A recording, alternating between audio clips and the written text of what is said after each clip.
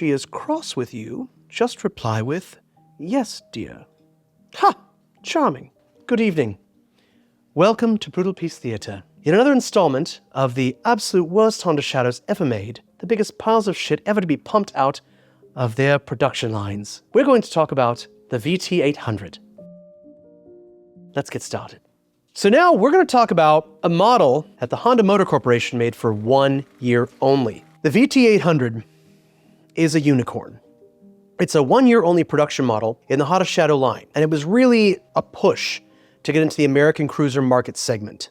I have actually seen one in my entire lifetime. It was a pristine condition, had several thousand miles on it, however, it was not running. And this was the sad part because I believe if the bike had been kept in running condition, someone had maintained that motorcycle to some degree, or at least drained all the fuel and then let it sit, it would have been in better condition. Now, a friend of mine purchased this bike, sight unseen, not knowing that it was a limited edition motorcycle, shall we say. Honda, through the 80s, have been trying to get into the cruiser market segment. And Honda had this vision, I think, of a new American cruiser type. You know, a rider who wanted some turnkey simplicity, reliability, more of a maintenance-free operation. They saw what Harley was doing, and they decided they could do things a different way, perhaps a little better. Make a nice cruiser motorcycle attainable to the American riders. Now, who could disagree with that idea?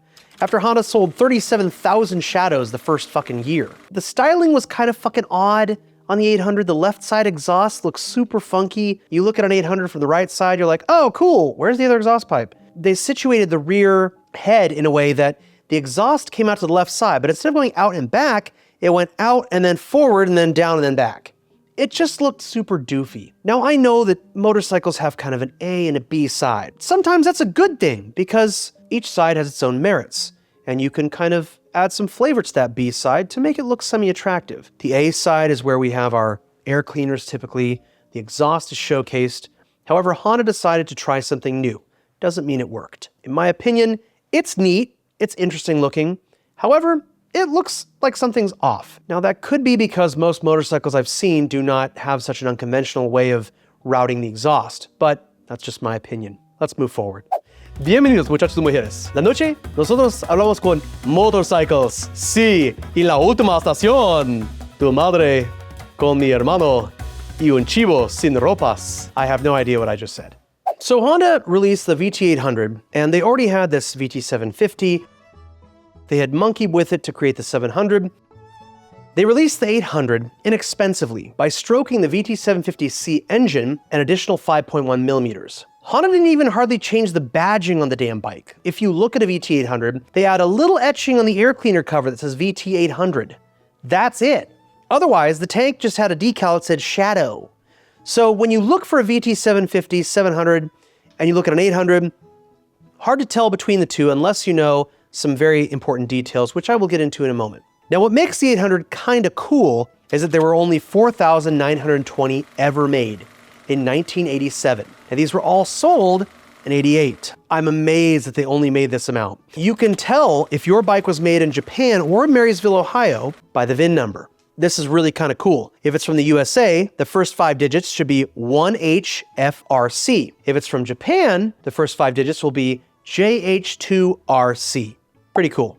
So 4,920 were produced. I'm sure less than half that remain complete at this point in time. Again, this is one motorcycle I have seen only one of in my entire life. Pretty interesting, very cool, but I could not find parts to get it working for all the tea in China or Japan. And now a word from our generous sponsors. How you doing? You know, when I think of motorcycles, good rides, I think your mom. But in all seriousness, if you got a motorcycle and you want some sick parts, we're talking the grooviest parts. You can sail the 7 seas on this shit. And you're gonna want to hit up shoptjbc.com and get some of the best seafaring fucking shit you've ever seen in your entire life. Put that on your chopper, bitch. Swab them dicks, matey. Maybe you thought I said swab a dick. Oh, I broke my glasses. Oh, what is that? That is, ooh, that is socks in a rabbit cage. That's old socks in a rabbit cage. Fine vintner, truly.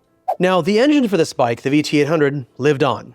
In Honda fashion, not wanting to waste an opportunity, they dropped the power plant into the Pacific Coast scooter and added a 5th gear. I do not know why Honda ceased production of this model. I have theories. The theories are they misplaced something. They forgot how to make it. I mean, at one point in time, we lost the ability to make those Japanese swords. So now we have to kind of guess and do our best. Maybe something like that happened because it happened before in Japan. They forgot about it and now, we can't make it again. The other theory is that they had only so much material left over from the VT750, which they modified into the 700. They sold through the 700s. They had 4,900 left. They just decided, fuck it, let's make an 800. We got something to sell this year, or something to make this year. I think part of why they discontinued the 800 is because they were making that ever so lovable VT600. Again, these are only theories. This is not fact. I have been unable over the years to find any conclusive evidence as to why they discontinued the 800, why they discontinued many things. They actually stopped making the 600C, or the VT600, in 2007. My best guess is that the EPA regulations on carbureted motorcycles were getting so stringent that they were unable or unwilling, or didn't have the finances, whatever you want to say, to continue selling the 600. Also, sales numbers may have shown that there was diminishing demand for that model and that displacement. Ooh, oh, spicy meatball. Ooh. Did I get anything on my ascot? Now on to the pros. The VT800 had more power than previous models. It had spoked wheels, which is an easy way to tell the 700s, 750s from the 800. They look very similar. It's hard to see them up in person. You usually get side views of the bike, usually A side or B side. If it has spoked wheels, it's likely the 800. No more Comstar cast wheels. Some parts can be found for the VT800. Though they were made for such a short period of time, many of the components on this bike were shared with the VT750C. They also took this engine and put it in the Pacific Coast scooter. So a lot of the parts from the Pacific Coast scooter and the VT800 are interchangeable. Obviously, things like body, suspension, any trim are not interchangeable. The clusters are different, the bars are different, but any engine components, transmission, final drive, you're looking at very similar components. Another pro was more rad chrome. Honda started picking up on the fact that people liked having chrome on their bike. It was a long-lasting protective finish to many motorcycle parts. Instead of doing plastic components, they started doing actual chrome. Another pro is it had much longer suspension travel. You could put a bigger person on there, 200 plus pounds. You could put 2 riders, and the suspension would still soak up any irregularities in the road. I would like to hear back from you all what you think are the pros and cons of these bikes would be. Why you would or would not want one. Why you do or do not think they're amazing bikes. Let me know in the comments. Let me hear from you.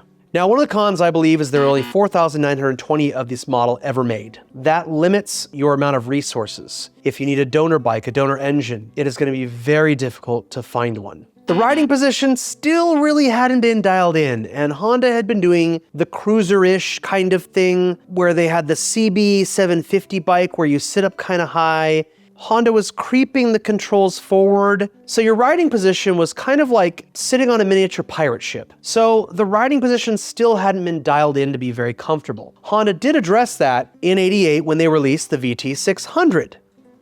Dual Mikuni carbs.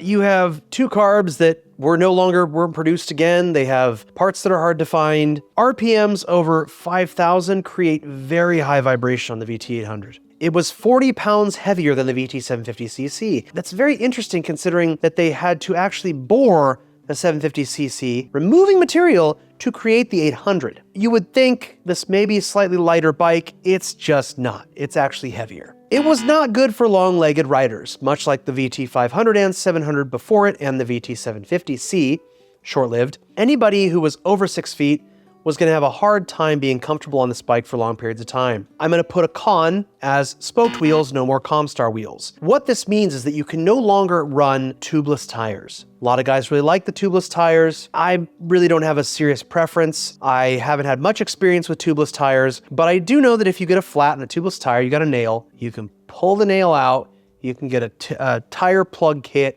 plug it and air up and you're back on the road. Now, if you've got a tube, you gotta patch the tube or replace it. So there are pros and cons to tube and tubeless tires. And that concludes our review of the worst Honda Shadows ever made. Honda actually supplied motorcycles to many other countries besides the US, and there's some cool models out there in other countries, but For the US, the VT800 stands and remains as one of the shortest production runs of a motorcycle for Honda Shadows. Thank you very much for watching. Cheers. All right, cheerio. Badminton, everyone. Let's go. Copperhead Road. You can smell the whiskey burning down Copperhead Road.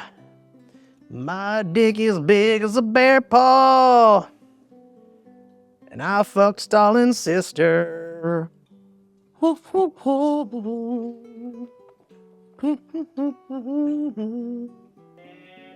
Action. All right. Ladies and gentlemen, thank you very much for watching this installment of the worst fucking Honda Shadows ever made on this planet, possibly in the universe, because we may be in a multiverse. Who knows? If you've ever tried to get frisky with your girl and she goes, "Oh my God, there's a snake in my boots," go ahead and hit that like and subscribe button. If you have any questions, have any suggestions for videos we could do in the future, go ahead and leave us a comment down below. Do fun shit.